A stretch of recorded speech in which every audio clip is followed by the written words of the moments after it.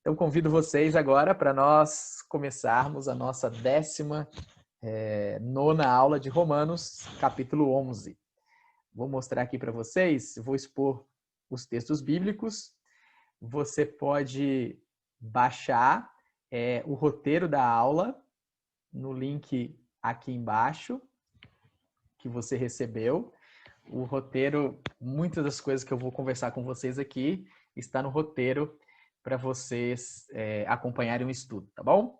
Então, são 36 versículos, o capítulo 11. Nós estamos usando como base o material de Romanos para você, do Timothy Keller. Mas eu mencionei desde a aula do capítulo 9, que do capítulo 9 até o 11, Paulo está usando bastante o material do Stott, a mensagem de Romanos, publicado pela editora ABU, aqui no Brasil. É um material riquíssimo, esse do Stott, e a sensação ao você ler os dois materiais é de que Keller está apoiado nos ombros de Stott, né? Um gigante na teologia.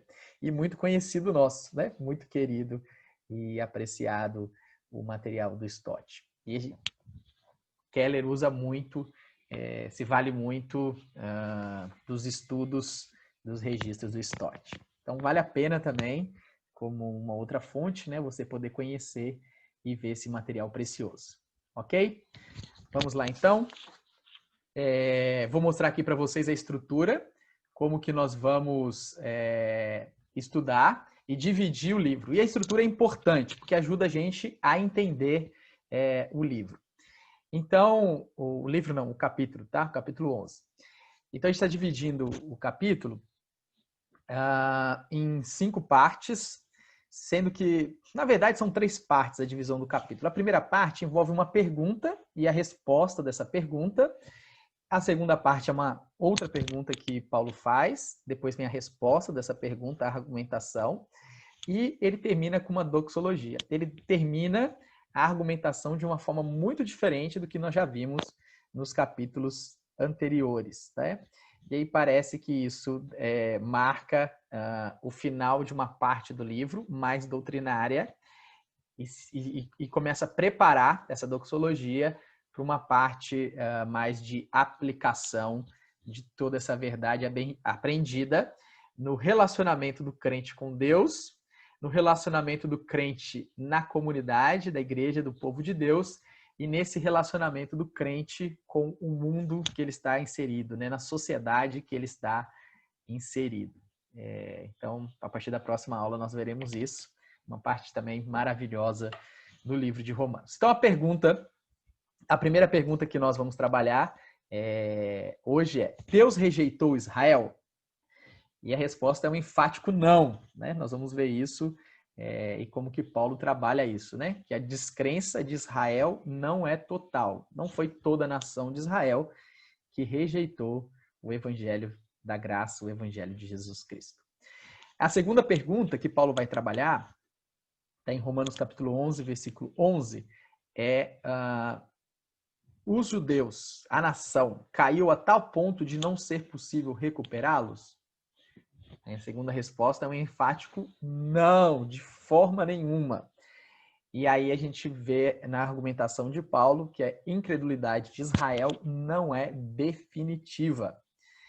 E vai terminar com um lindo hino de louvor e adoração a Deus. É isso que significa doxologia, tá? Um hino de louvor, de adoração, de exaltação a Deus diante de todo esse conhecimento e essa revelação acerca de Deus. Esse louvor é muito inspirado no capítulo 11, mas não só, né? Ele fecha, amarra toda essa revelação, esse conhecimento, né, do mistério, daquilo que estava oculto e foi revelado a nós. O evangelho do nosso Senhor Jesus Cristo, a graça de Deus se estendendo a todos os povos, nos alcançando. Envolve também a revelação, o conhecimento, né, da justificação pela fé e da eleição do povo de Deus, né? Então, é um louvor que brota diante dessa realidade, dessa obra redentora de Deus.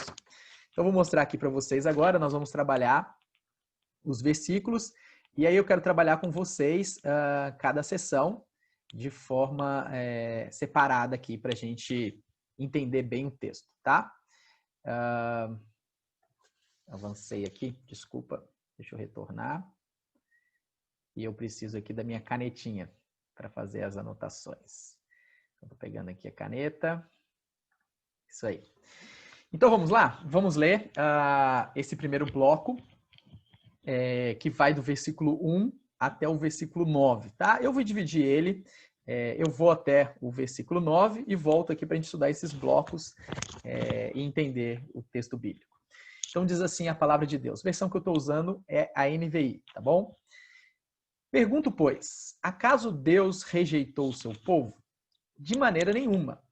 Eu mesmo sou israelita, descendente de Abraão, da tribo de Benjamim. Deus não rejeitou o seu povo, o qual de antemão conheceu. Ou vocês não sabem como Elias chamou a Deus contra Israel?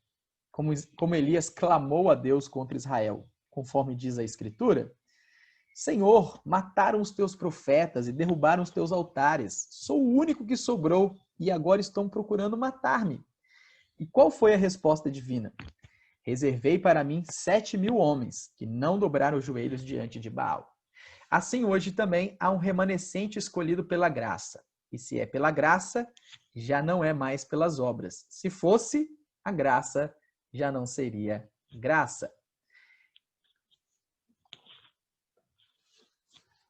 Pergunto, vamos começar a primeira pergunta. Então, esse é o ponto importante para a gente. A primeira pergunta que Paulo faz é se Deus rejeitou o seu povo aqui é Israel, ok? Então, esse é o povo de Deus e é essa a pergunta que Paulo está fazendo. Deus rejeitou Israel?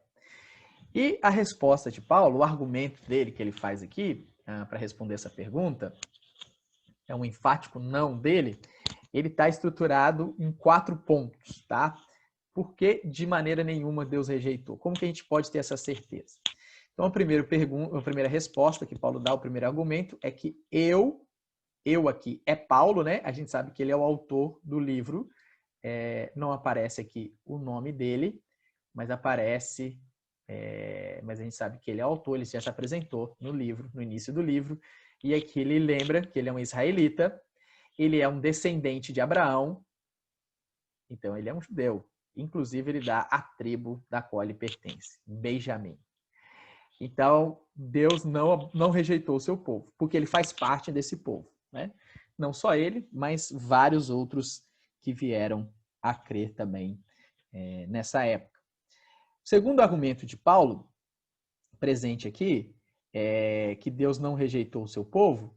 O segundo argumento é o argumento da eleição, né? Então, ó, se esse daqui é o primeiro argumento, deixa eu só marcar para a gente não esquecer, né? Então, o primeiro argumento é que Paulo é um exemplo disso, de que não foi rejeitado. E o segundo argumento aqui que a gente vê é o argumento da eleição, né? Deus não rejeitou o seu povo porque ele conheceu o seu povo, né? Ele elegeu o seu povo.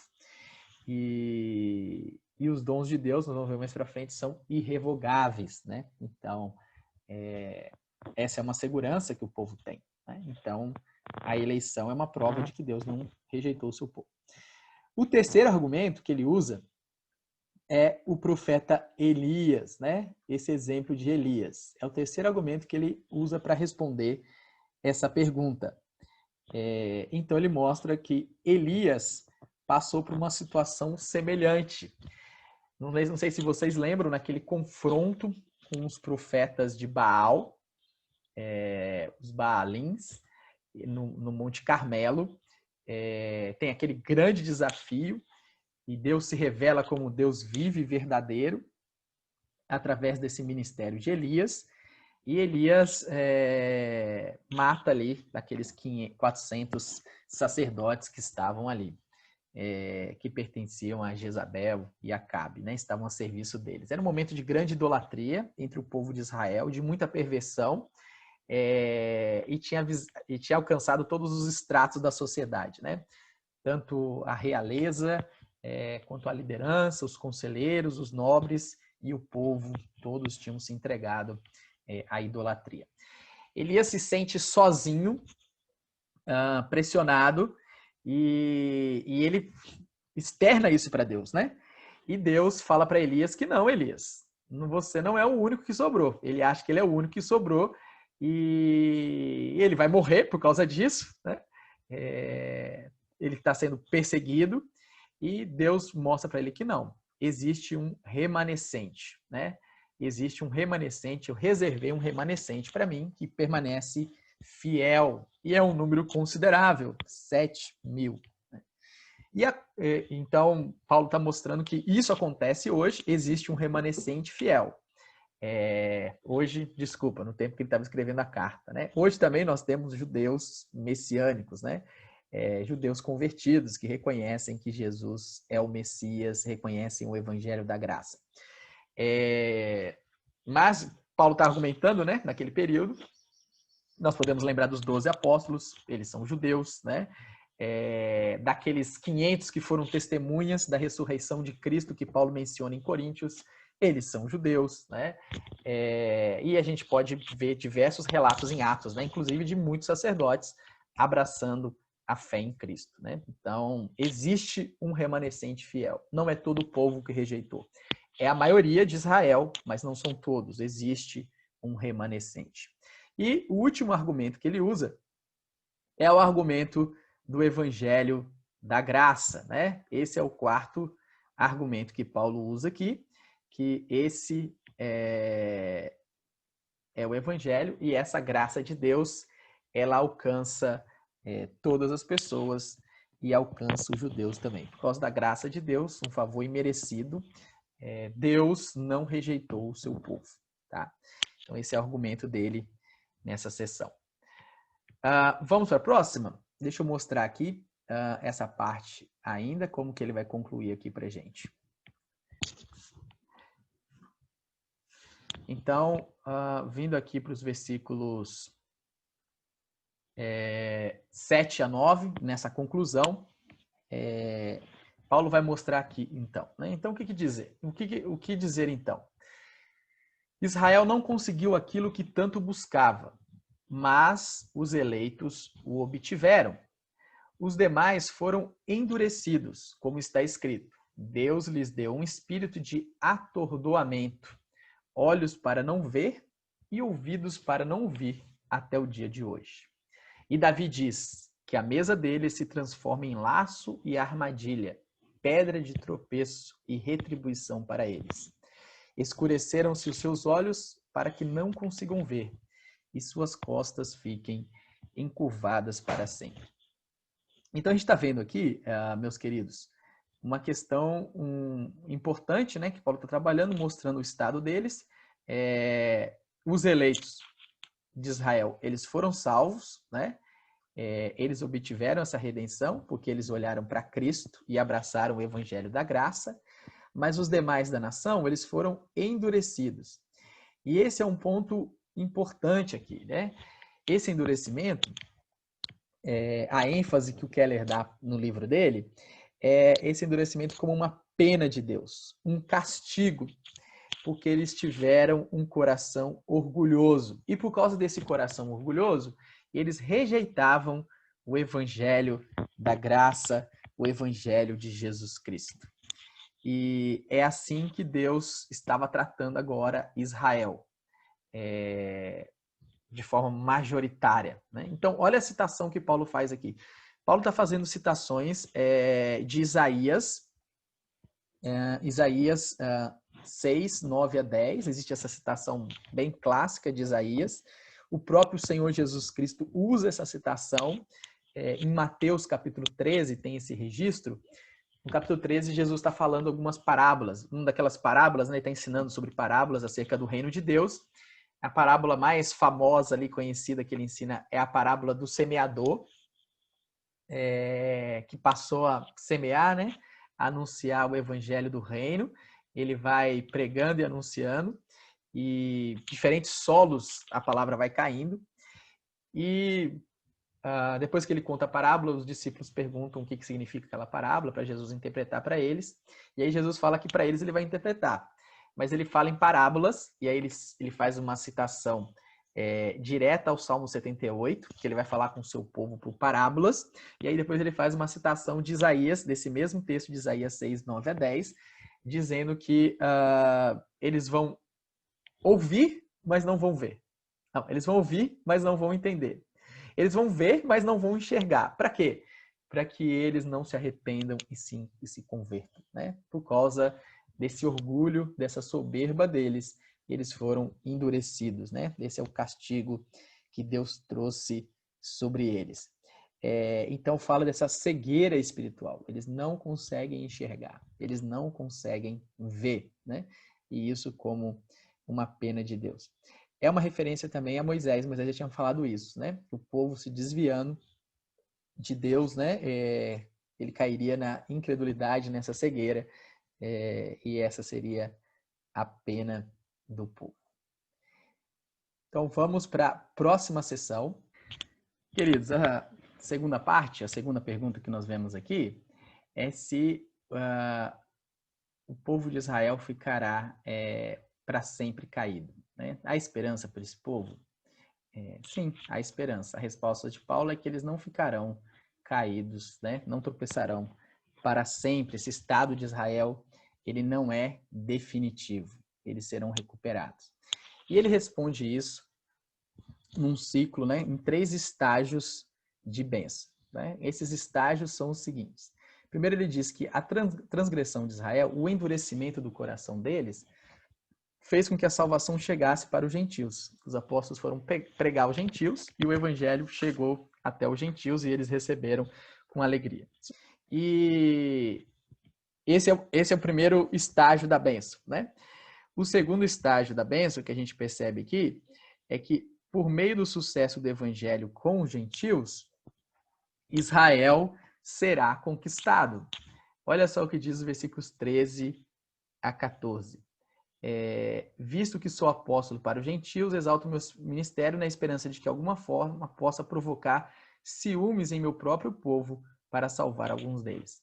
Então, o evangelho chegando no meio dos gentios e prosperando, e eles vivendo essa vida com Deus, essa reconciliação com Deus, e vivendo essa realidade do reino de Deus, isso provocaria ciúme no povo de Deus. Mas aqui, a ideia de ciúmes não é uma conotação negativa. É uma ideia de uma conotação positiva. O que eu quero dizer com isso? É quando você vê alguma coisa funcionando na vida da outra pessoa que está acessível para você também. Você tem acesso a isso. Não é no sentido de você desejar uma coisa que não lhe pertence, que é de outra pessoa. Mas algo que lhe é acessível, você vê na vida de uma pessoa que é bonita e você fala assim, nossa, eu também posso fazer isso. Nossa, isso também é para mim. Por que eu estou bobeando, né? É nesse sentido que os judeus vão olhar para isso e falar, gente, eu estou desperdiçando esse relacionamento, essa vida com Deus, o perdão dos pecados, uma consciência limpa, intimidade com Deus, poder chamar Deus de Pai, né? Viver diante dele em consciência limpa, né? Diante dele e dos homens, né? Desfrutar da comunhão doce, maravilhosa do Espírito, né? É isso que vai acontecer, né? Eles vão olhar para isso, vão sentir esses ciúmes e vão se voltar para Deus. Essa é a expectativa, essa é a esperança de Paulo, né? Do que há de acontecer. Então esse é o segundo ciclo de bênção. Se o primeiro, o endurecimento deles levou o evangelho para os gentios, agora o evangelho entre os gentios vai fazer com que o povo de Israel, em ciúmes, se voltem a Deus, né? Olhem para isso e desejem a Deus. Um exemplo muito interessante, a gente vai ver depois no livro de Atos, tá? Isso acontece em alguns momentos. Olha aqui. Depois, o terceiro estágio, ele diz o seguinte: mas se a transgressão dele significa riqueza para o mundo e o seu fracasso riqueza para os gentios, quanto mais significará a sua plenitude, né? Então, a plenitude de Israel, quando Israel se voltar a Deus, se já tem essa bênção com a rejeição de Israel, o evangelho chegou aos gentios, imagine então o arrependimento e o retorno de Israel, como não redundará em muito mais bênção para o mundo, né? Então Paulo está usando esse argumento para mostrar que eles não ficarão para sempre caídos, mas que o retorno deles redundará em mais bênção ainda para todo mundo. Um exemplo que o Keller usa no livro, que eu achei muito interessante, eu não tinha reparado isso não.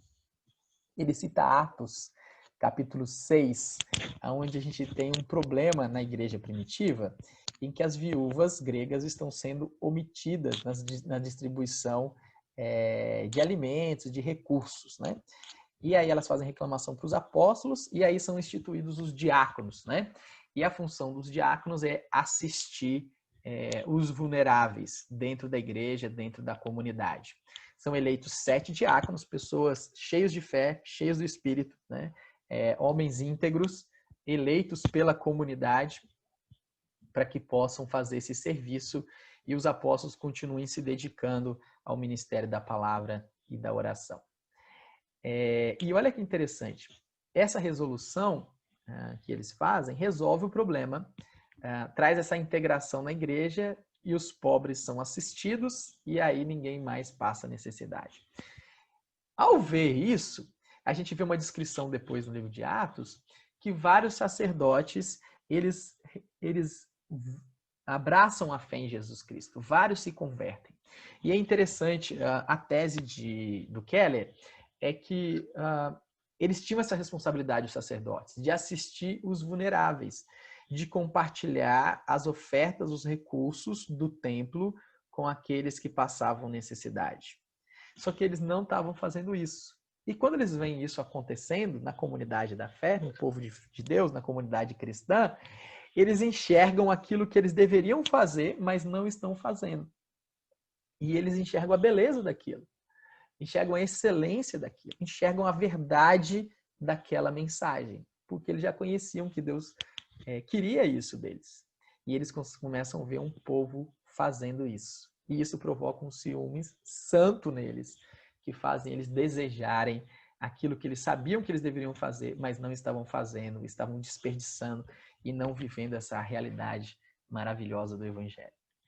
Então, olha que legal, quando a gente percebe isso, nós percebemos um ministério muito importante da igreja, de serviço, de viver essa realidade da vida cristã e como isso vai estimular e provocar pessoas a abraçarem a fé.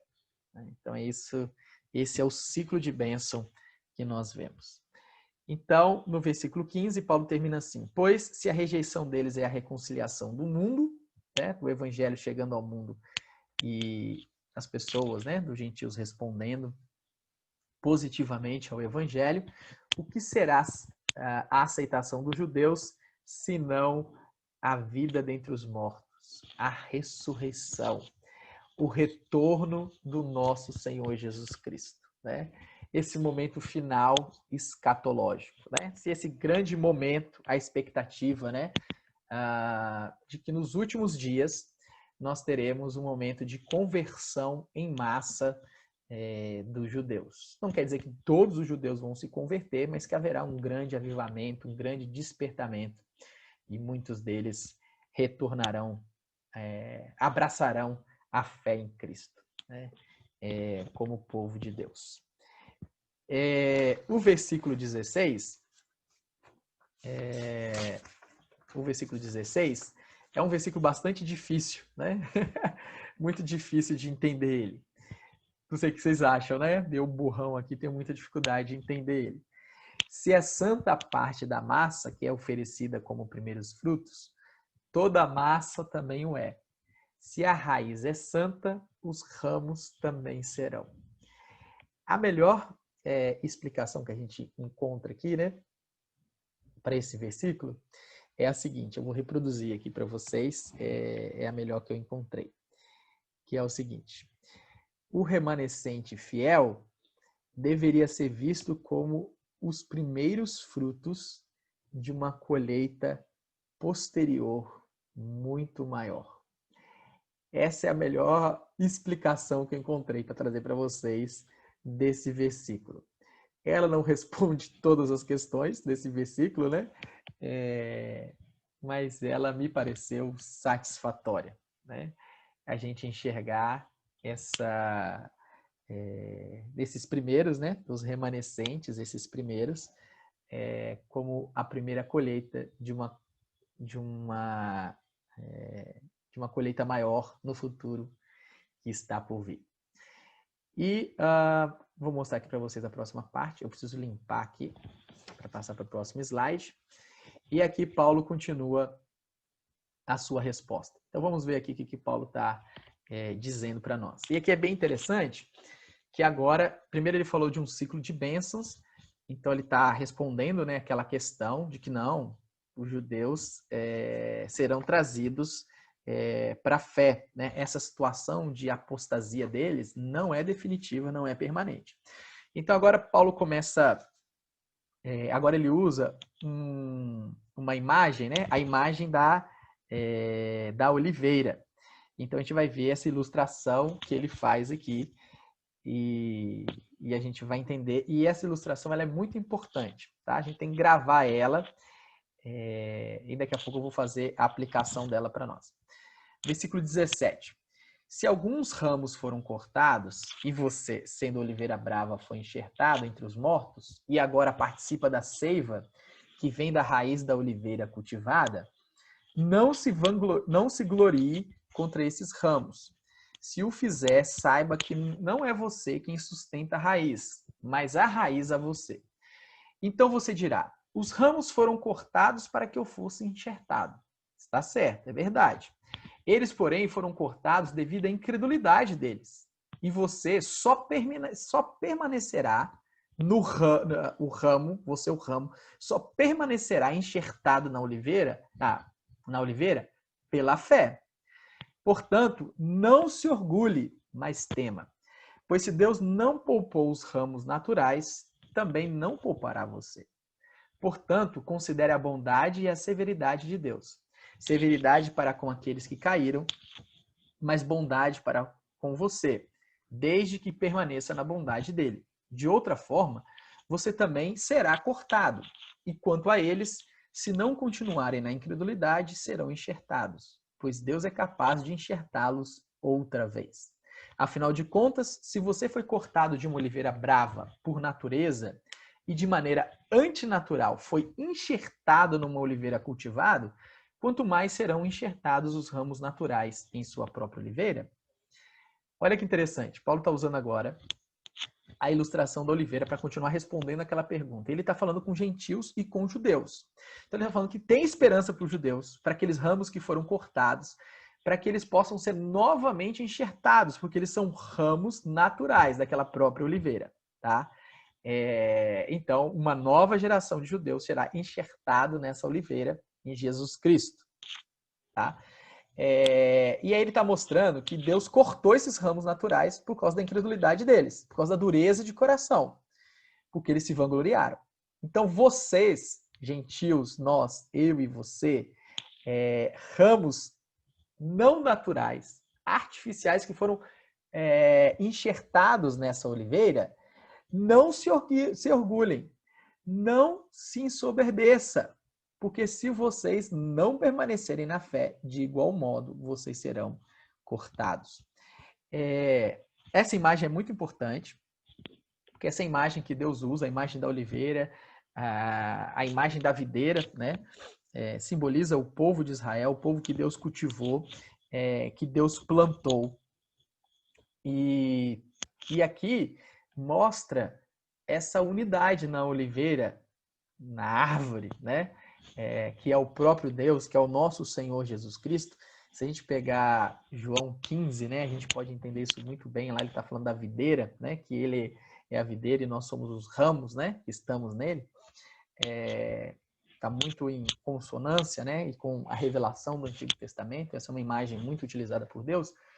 A gente percebe aqui que não existe um plano especial para Israel e um plano especial para a igreja. É o mesmo plano redentor. É a mesma obra redentora para Deus e para Israel. Tanto os judeus quanto os gentios são salvos única e exclusivamente pela fé no nosso Senhor Jesus Cristo. Não há outro nome pelo qual importa que sejamos salvos. Jesus é o único caminho, a verdade e a vida. Ninguém vai ao Pai se não for por Ele. Então, os judeus, o remanescente, é o remanescente que está ligado a essa oliveira. É esse remanescente que está ligado, unido a Jesus Cristo. E aqueles que serão restaurados, restabelecidos, né? Eles se ligarão novamente a essa oliveira. Eles não serão salvos por um outro caminho, por uma outra obra redentora, mas é por essa obra única, exclusiva e definitiva de nosso Senhor Jesus Cristo. Né? E é o mesmo caminho dos gentios. Tanto os gentios quanto os judeus fazem parte da mesma una, santa e católica igreja do nosso Senhor Jesus Cristo. Essa mensagem, ela é maravilhosa. E qual que é uma grande admoestação aqui para nós? O orgulho. Cuidado com o orgulho, com a soberba, né? Não se glorie, né? Essa é a ênfase. Esse é o pecado, muitas vezes, de Israel, que nós vemos, né? Deus repreendendo Israel. E que a gente não haja, que a gente não faça, não se comporte dessa forma. Vamos para a próxima parte aqui. Deixa eu caminhar. Limpar tudo. Ok. Nosso próximo slide. Ih, deu errado aqui. Pronto. Cheguei no próximo slide. Esse daqui é o último slide da argumentação de Paulo acerca dos judeus sendo restaurados, que é a esperança para eles, né? Que Deus fará isso. Que no final, né, na escatologia, próximo do retorno do nosso Senhor Jesus Cristo, os judeus voltarão à fé. Esse é um texto muito importante. Então, o que ele diz no 25? Ele continua com essa imagem. Irmãos, não quero que ignorem esse mistério, para que não se tornem presunçosos. Lembra desse problema?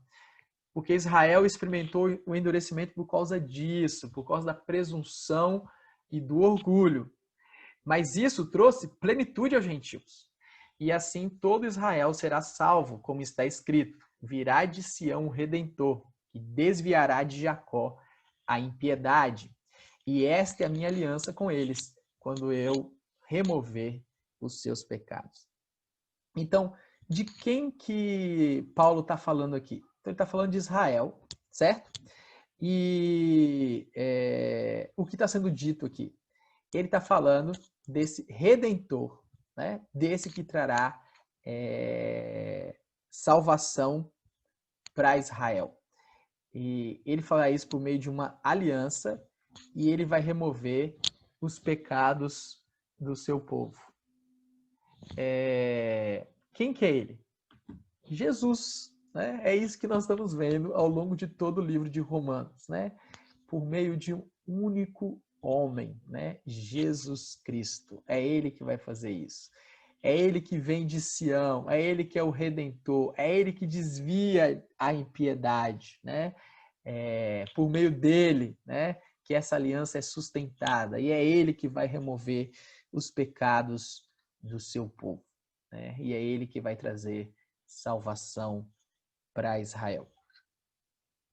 E ele está falando isso sobre esse mistério, né? Que está sendo desvendado, né?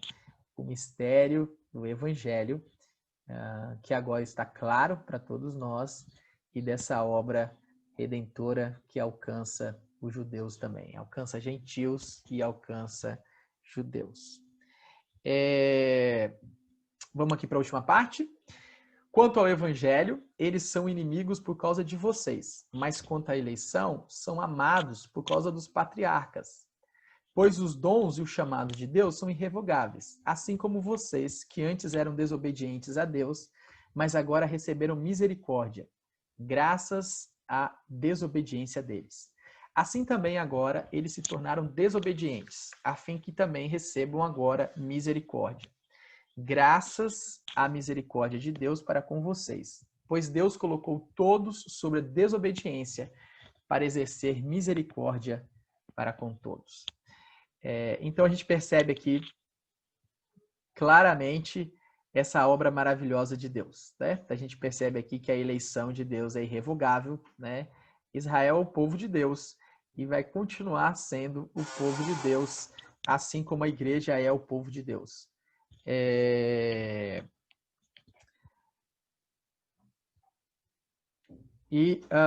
Acho que o ponto mais que a gente não falou ainda, que a gente não trabalhou no capítulo, vou focar nele, para a aula não ficar muito grande, é o ponto final, né? Que ele diz assim: assim também agora eles se tornaram desobedientes, a fim de que também recebam agora misericórdia, graças à misericórdia de Deus para com vocês. Pois Deus colocou todos sob a desobediência para exercer misericórdia para com todos, né? Às vezes nós temos um pouco de dificuldade, né, para entender quando Deus está falando todos, né? A gente viu aqui em Romanos, os 3 primeiros capítulos, né, que todos estão debaixo da desobediência, são judeus e gentios, né? Não tem distinção, e ele exerce a misericórdia para com todos. E a gente, às vezes, tende a entender que todos são todas as pessoas, sem exceção. Não é isso que o texto está falando quando está usando essa palavra. Essa ideia de todos não é no sentido de que não tem exceção de nenhuma pessoa, mas é no sentido de extensão, né? Então, quando a gente ouve isso falando do evangelho, né, para alcançar todos, são pessoas de todas as nacionalidades, né? E aqui, quando está falando sobre todos no sentido de Israel, ela não está falando sobre cada judeu sem exceção, mas está falando sobre todos no sentido de representatividade da nação, né? A maioria dos judeus, né, representando Israel, né, voltará à fé, tá bom? Então isso aqui nos chama a um compromisso muito importante, a evangelização dos judeus. E aqui a gente vê uma convocação para que os gentios sejam bênção para os judeus, através da vida e da evangelização, né, do anúncio, né, faz parte do nosso compromisso com Deus, com essa missão. E a última parte que eu quero deixar aqui para vocês, a doxologia. Vamos para ela aqui. A forma com que Paulo termina esse ensino. Olha que coisa maravilhosa. Paulo está fazendo referência aqui a Isaías 40:13 e a Jó 41:1. E é interessante, né, essa referência de Jó, quando Deus se revela para Jó, né? E depois ele fez perguntas para Jó que não tinha como ele responder, né? E Jó maravilhado, né? Diante de Deus, humilde, né? E a gente percebe, e aí Paulo vai usando e amarrando, né, Isaías e Jó, e ele faz esse louvor a Deus, diante do conhecimento, da revelação que ele tem por meio do Evangelho de Jesus Cristo. Ó profundidade da riqueza, da sabedoria e do conhecimento de Deus! Quão insondáveis são os seus juízos! E inescrutáveis os seus caminhos. Quem conheceu a mente do Senhor, ou quem foi o seu conselheiro? Quem primeiro lhe deu para que ele o recompense? Pois dele, por ele e para ele são todas as coisas. A ele seja a glória para sempre. Amém. Amém. A gente percebe aqui primeiro a sabedoria de Deus, como ela é profunda e infinita de riquezas. E a gente percebe isso ao vermos a doutrina da justificação e da eleição. Como estende o nosso conhecimento. É isso que Paulo fala em Coríntios, né? Nem olhos viram, nem ouvidos ouviram, nem jamais penetrou no coração ou na mente humana o que Deus tem preparado para aqueles que o amam, né? Então é profundo essa riqueza, sabedoria, né? Nós não compreendemos Deus em sua exatidão, né? Nós percebemos o que ele revelou de si mesmo para nós. Isso nos maravilha, né? Essa é a relação que nós devemos ter diante do conhecimento de Deus.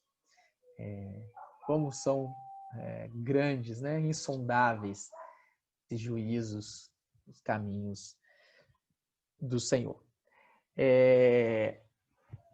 Como nós estamos numa situação de total dependência do próprio Deus e da sua graça, né, para termos acesso ao conhecimento dele. É isso que o versículo 34 fala, e é isso que nós percebemos em todas as Escrituras. Nós só conhecemos a Deus porque ele se revela a nós, porque ele se deixa conhecer a nós. E o versículo 36, nós percebemos claramente que Deus é o Criador, o sustentador e o herdeiro de todas as coisas, né? Jesus é o Criador, o sustentador e o herdeiro de todas as coisas. A aplicação final para nós, que o Keller deixa em cima dessa doxologia, ela é muito legal. E eu quero compartilhar aqui com vocês. Primeiro, que não é possível haver adoração sem verdade, sem o conhecimento da verdade. Nós adoramos a Deus porque ele se revela a nós e se faz conhecido a nós. Se ele não se revelar a nós e se fazer conhecido a nós, e nós não tivermos acesso a essa verdade, nós vamos nos confundir na adoração. Nós vemos isso no capítulo 1 de Romanos, a partir do versículo 18. As pessoas se confundem, né? Trocam a glória de Deus pela glória por seres e coisas criadas, né? Ao adorarem elas. Outra coisa importante que nós percebemos aqui é que não deve haver estudo ou ensino da verdade sem adoração. Por que nós conhecemos tudo isso? Por que Deus se revelou, né? Por que esse estudo? Caminhamos até aqui, né, no capítulo 11 de Romanos. Coisas maravilhosas, né, reveladas a nós. Para que tudo isso? Para que Deus seja adorado. Tudo isso deve resultar em louvor ao nosso Deus. Terceiro, as doutrinas que exaltam a Deus, elas nos levam a maior alegria, né, na vida. É isso que a doutrina faz. A doutrina não exalta o homem, ela exalta a Deus, né? E ela mostra como Deus está levantando, né, redimindo, reconciliando consigo o homem e todas as coisas. E por fim, nós não precisamos entender tudo para adorar a Deus, né? Imagina, se a necessidade para adoração fosse entender tudo sobre Deus. Agora sim eu posso adorar o Senhor. Não é isso que nós aprendemos, né, nessa doxologia de Paulo. A gente não sabe tudo sobre ele. A gente não precisa entender tudo sobre ele para que a gente o adore, o louve e o exalte. Eu preparei aqui uma conclusão e eu vou ler a conclusão para vocês, tá bom? Dessa aula, desse capítulo aqui que a gente estudou. Deus certamente não desistiu dos judeus. Percebemos que as promessas de Deus aos seus antepassados não podem ser frustradas. Na linguagem paulina, os dons de Deus são irrevogáveis, ou seja, o compromisso de Deus com Israel não pode ser anulado. Assim, com esse estudo, Keller nos lembra de dizer para nós mesmos: desobedeci a Deus e me recusei a crer no Evangelho. E olhem para mim agora. Aqui estou, sou um cristão, em parte porque o Evangelho foi além do Israel descrente. Portanto, se Deus pode me alcançar, com certeza pode alcançar os judeus, com sua misericórdia por meio da minha fé. Que papel eu conseguiria desempenhar em seus maravilhosos propósitos soberanos para com o seu antigo povo amado? E uma conclusão, né, uma resposta, né, a isso precisamos nos empenhar na evangelização dos judeus. Há uma promessa de um fluxo de conversão cada vez mais crescente de judeus a Cristo. Então essa é uma tensão, né? É uma tensão que nós precisamos ter na nossa evangelização. E nós não podemos nos esquecer de 3 lições importantíssimas dessa aula. Primeira, há uma só oliveira, uma só igreja, uma só salvação por meio do nosso Senhor, do nosso Redentor, Jesus Cristo. Tanto para os judeus quanto para os gentios. Todos pertencem a essa mesma igreja. Segunda lição. A compreensão da necessidade de justificação diante de Deus deve nos levar sempre ao evangelho da graça e não, de maneira nenhuma, ao orgulho, à arrogância espiritual. A gente precisa tomar muito cuidado com isso. Nos acharmos superiores aos outros. Esse é o começo da queda. Aquele que está em pé, cuide para que não caia. 1 Coríntios 10, 12. Terceiro e última. O conhecimento do Evangelho e dos planos redentores de Deus deve nos levar sempre à adoração. É por isso que nós estudamos a palavra de Deus e é por isso que nós queremos compreendê-la. Para adorar o nosso Criador, o nosso Redentor. O motivo da nossa existência é Deus. Aleluia. Até mais, meus irmãos. Um grande abraço para vocês.